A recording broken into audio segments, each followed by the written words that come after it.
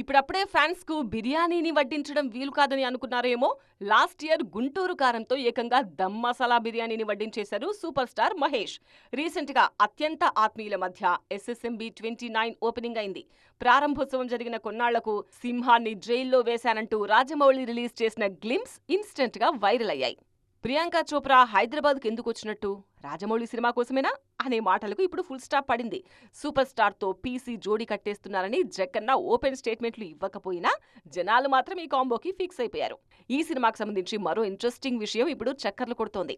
SSMB 29లో Prithviraj ఉన్నారా లేదా అనేదే టాపిక్. ఈ విషయాన్ని ఆయన ముందుంచితే ఉన్నట్టు లేనట్టు డిక్లేర్ చేయలేదు. ఇప్పుడే ఎందుకు మాట్లాడడం, ఇంకా చాలా టైం ఉంది కదా అని విషయాన్ని పక్కన పెట్టేశారు.